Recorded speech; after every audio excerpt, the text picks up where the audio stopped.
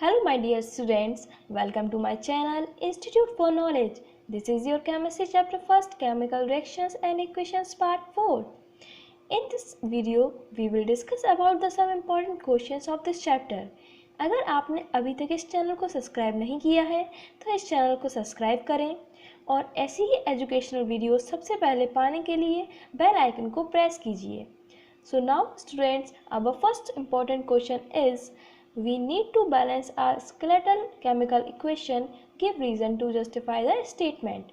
अब स्टूडेंट्स आप लोग कंफ्यूज हो रहे होंगे what do you mean by skeletal word, कि हम इस स्केलेटल वर्ड से क्या समझें. देखिए स्टूडेंट्स, आपको कंफ्यूज होने की कोई ज़रूरत नहीं है. Skeletal chemical equation is also a unbalanced chemical equation. जो हमारी स्केलेटल केमिकल इक्वेशन है वो हमारी अनबैलेंस्ड केमिकल इक्वेशन होती है. मीन्स कोई भी ऐसी इक्वेशन जो बैलेंस ना हो. अब ये जो हमारी स्टेटमेंट है वो ये कह रही है कि हमें किसी भी केमिकल इक्वेशन को बैलेंस करने की क्या नीड है, हमें क्यों ज़रूरत पड़ती है किसी भी इक्वेशन को बैलेंस करने की, इसको जस्टिफाई करें. अब देखिए स्टूडेंट्स, आप सभी ने 9th में एक लॉ डिस्कस किया था, लॉ ऑफ कंजर्वेशन ऑफ मास. हमने ये सभी ने पढ़ा था. अब देखिए ये लॉ हमें क्या बताता है, मास can neither be created nor be destroyed. जो मास है वो ना ही क्रिएट होता है ना ही डेस्ट्रॉय होता है. अगर हम अनबैलेंस केमिकल इक्वेशंस का यूज़ करेंगे तो हमारा जो मास आएगा रिएक्टेंट का एंड प्रोडक्ट का वो हमारा आएगा अनइक्वल. मीन्स ये हमारे लॉ को सेटिस्फाइड नहीं कर रहा है. इसलिए हमें किसी भी केमिकल इक्वेशन को बैलेंस करने की नीड होती है. हम इजी सा आंसर लिख सकते हैं due to the law of conservation of mass. Okay student, I hope so you all of you understand. So we are going to our next question. Given an example, list two information which make a chemical equation more useful, more informative. देखिए students, अब ये हमारा जो question है वो हमसे पूछ रहा है कि हमें कोई ऐसे दो एग्जाम्पल देने हैं कि जिससे हमारी कोई केमिकल इक्वेशन काफ़ी इंफॉर्मेटिव लगे. ओके स्टूडेंट्स, हमने ये डिस्कस किया था हमारे प्रीवियस वीडियो में कि हम अपनी केमिकल इक्वेशन को मोर इन्फॉर्मेटिव कैसे बना सकते हैं. तो अगर आपने पहली वीडियोस देखी हैं तो आपको पता होगा कि हम क्या क्या कर सकते हैं. So our first point to indicate the physical state of reactant and product. Okay, हम उस केमिकल रिएक्शन में प्रोडक्ट की एंड रिएक्टेंट की फिजिकल स्टेट्स को मेंशन कर सकते हैं जिससे कि हमारी केमिकल इक्वेशन काफ़ी इंफॉर्मेटिव लगती है. सेकंड, हम उसमें कंडीशन को भी इंडिकेट कर सकते हैं कि वो हमारी केमिकल इक्वेशन किस कंडीशन पर हो रही है. ओके स्टूडेंट, जैसे कि हम एग्जांपल में देख रहे हैं जो हमारा हाइड्रोजन है हमने उसके साइड में स्टेट इंडिकेट की है गैस. ऑक्सीजन की साइड में भी हमने इस स्टेट को इंडिकेट किया है और हमने प्रोडक्ट मीन्स हमारी जो वाटर है हमने उसकी स्टेट भी इंडिकेट की है. इसी तरह से सेकंड पॉइंट में हमने हमारे एरो के ऊपर बर्निंग लिखा हुआ है, हम यहाँ पे हीट भी लिख सकते हैं. ये हमारी कंडीशन इंडिकेट कर रहा है कि वो हमारी केमिकल इक्वेशन किस कंडीशन पे हो रही है. ओके स्टूडेंट्स, इसी तरह आप टेम्परेचर, प्रेशर और काफ़ी सारा आप इंडिकेट कर सकते हैं. I hope so you all of you understand. So we are going to our next question, question number 3. देखिए इसका पार्ट ए है, define a balanced chemical equation. Why should an equation be balanced. देखिए हमें balance chemical equation को describe करना है और हमें इसमें ये भी बताना है कि हम किसी भी केमिकल इक्वेशन को बैलेंस्ड क्यों करते हैं या फिर क्यों हम ऐसा चाहते हैं. देखिए स्टूडेंट्स, हमने प्रीवियस वीडियो में अच्छे से समझा था बैलेंस्ड केमिकल इक्वेशन क्या होता है. आई होप सो आप सभी को आता होगा. Balanced chemical equation is an equation in which number of atoms of various element are equal on both side of equation. Balanced chemical equation हमारी वो chemical equation है जिसमें हमारे number of atoms अलग अलग element के reactant side and product side में means both side में equal होती हैं. और अभी हमने इसे प्रीवियस क्वेश्चन में डिस्कस किया था कि हमें किसी भी इक्वेशन को बैलेंस करना क्यों नेसेसरी है, due to the law of conservation of mass. देखिए स्टूडेंट्स, आप समझ गए होंगे ये रिपीटेटिव क्वेश्चन है, मींस ये काफ़ी इंपॉर्टेंट क्वेश्चन है, तो आप इसे अच्छे से देखिएगा. ओके स्टूडेंट्स, हमें किसी भी केमिकल इक्वेशन को बैलेंस करने की क्यों नीड होती है या फिर ये हमारे लिए क्यों नेसेसरी है, इसका सिंपल सा रीज़न है due to the law of conservation of mass. Okay student, I hope so you all of you understand. अब क्वेश्चन नंबर 3 का part B, write a balance chemical equation for the following reaction. अब हमें chemical equation, balance chemical equation write करनी है जो हमें reactions given है। First reaction, phosphorus burns in the presence of chlorine to form phosphorus pentachloride। जो हमारी पहली रिएक्शन है उसमें हमें बताया जा रहा है कि जो फोस्फोरस है वो क्लोरीन के प्रेजेंस में बर्न हो रहा है, क्या फॉर्म करने के लिए, फोस्फोरस पेंटाक्लोराइड। देखिए स्टूडेंट्स, अगर आपको फॉर्मूला बनाना अच्छे से आते हैं तो आप इस टॉपिक को अच्छे से, इस क्वेश्चंस को अच्छे से सॉल्व कर सकते हैं। आपने फॉर्मूला बनाना 9th में सीख चुका है। आप पेंटाक्लोराइड से आप समझ रहे होंगे 5 atoms of chlorine. How many? 5 atoms of chlorine. तो देखिए यहाँ पे हमने रिएक्शन लिखी है P2P plus 5Cl2 gives 2PCl5। देखिए इस रिएक्शन में हमने स्टेट्स को भी मेंशन किया है जिससे कि हमारी केमिकल इक्वेशन काफ़ी इंफॉर्मेटिव लगे। और स्टूडेंट्स ध्यान रखिए, आप एग्ज़ाम में अगर स्टेट्स को मेंशन कर रहे हैं तो आप तभी करिएगा जब आपको उस पर 100% बिलीव हो। Okay students. Second point, burning of natural gas. देखिए स्टूडेंट, यहाँ पे हमने नेचुरल गैस लिया है मीथेन गैस। मीथेन में CH4, हमने उसको बर्न किया है ऑक्सीजन की प्रेजेंस में और उसने हमें कार्बन डाइऑक्साइड एंड वाटर के मॉलिक्यूल्स दिए हैं। देखिए स्टूडेंट्स, एक इम्पॉर्टेंट बात ध्यान रखिएगा कि हम जब भी कार्बन एंड हाइड्रोजन से मिले हुए किसी भी कंपाउंड को ऑक्सीजन की प्रेजेंस में बर्न करते हैं तो हमें हमेशा कार्बन डाइऑक्साइड मिलेगी और हमें वाटर मिलेगा। Okay students, I hope so you all you understand. फिर उसके अकॉर्डिंग आप उस इक्वेशन को बैलेंस कर सकते हैं, जैसे कि हम नेक्स्ट थर्ड पॉइंट में और इसे अच्छे से समझेंगे। हमें अब इसमें थर्ड पॉइंट में द प्रोसेस ऑफ रेस्पिरेशन बताना है। अब देखिए स्टूडेंट, रेस्पिरेशन की प्रोसेस को हम केमिकल इक्वेशन के थ्रू समझते हैं।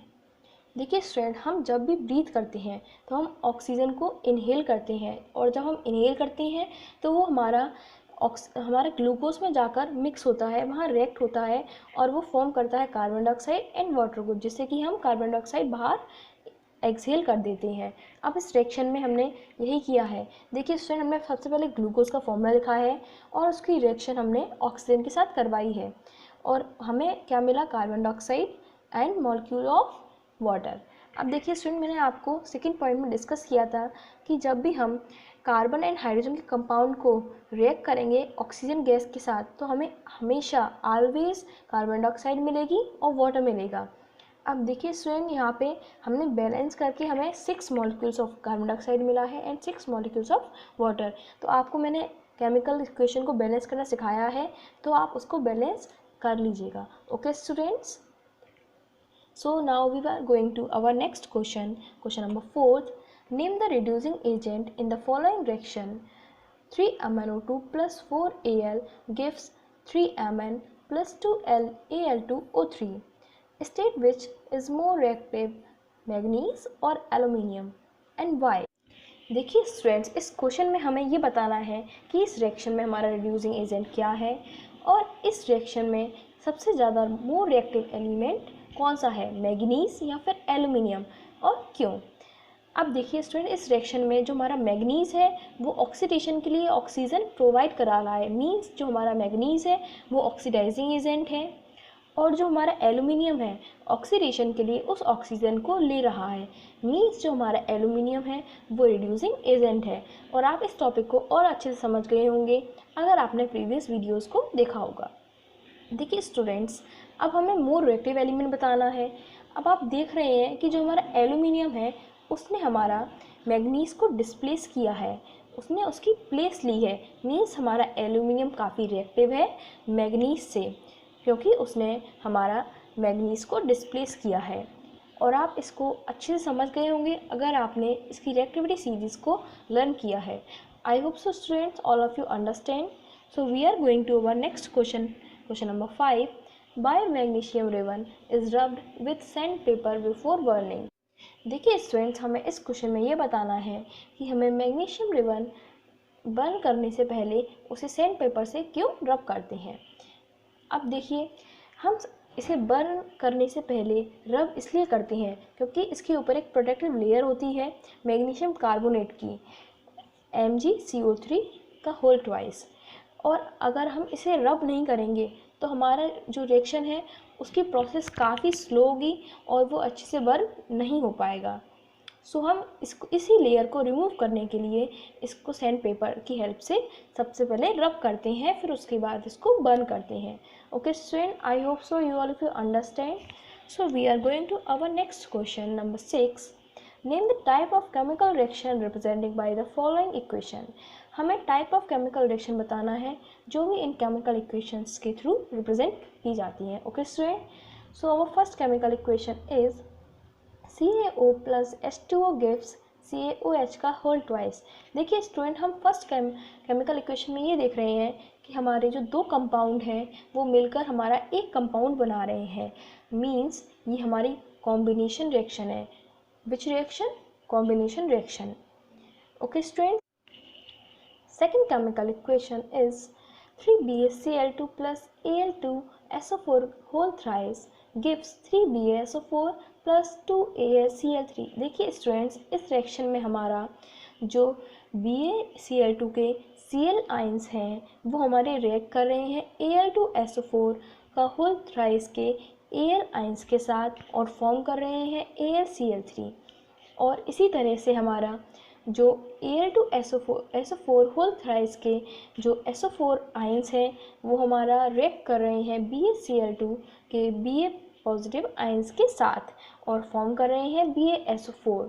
अब देखिए इसमें हमारे आइंस का एक्सचेंज हो रहा है। मीन्स ये हमारी केमिकल इक्वेशन मीन्स ये हमारी केमिकल रिएक्शन कौन सी है?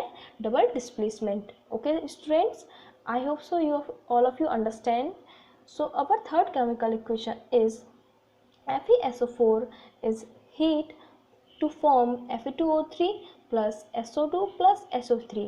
देखिए यहाँ पे जो हमारा FeSO4 है वो हीट किया जा रहा है और वो स्प्लिट होकर काफ़ी सारे एलिमेंट्स और कंपाउंड्स को दे रहा है।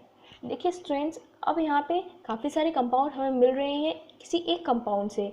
मीन्स इसमें स्प्लिट हो रहा है, तो आप सभी समझ गए होंगे ये बिल्कुल कॉम्बिनेशन का जस्ट अपोजिट है। Means it is a decomposition reaction.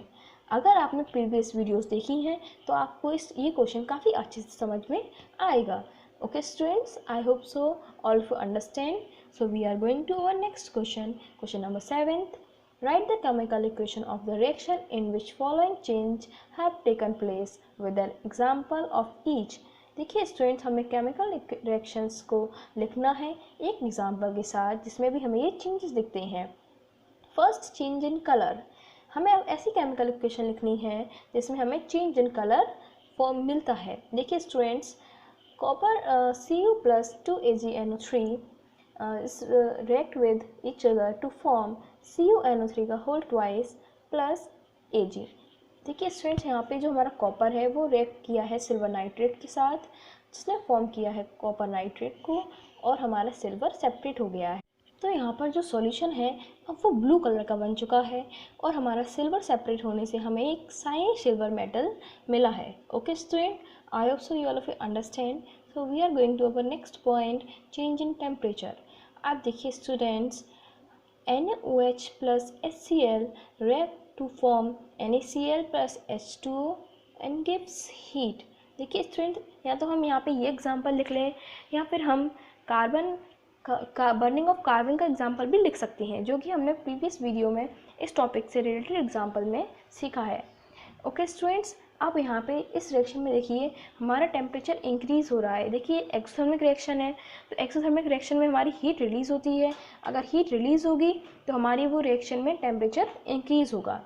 And third point is formation of precipitate.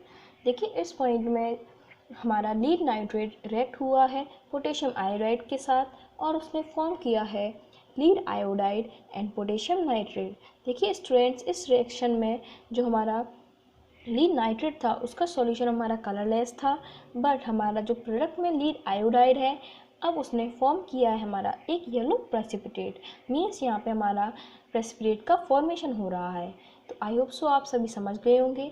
और students, please note that point कि आप सभी को characteristics of chemical chemical reaction के आपको सारे एग्जाम्पल्स याद होने चाहिए। मीन्स आपको हर पॉइंट का एक एग्जाम्पल कंपलसरी याद होना चाहिए। Okay student, Now we are going to our next question, question number 8.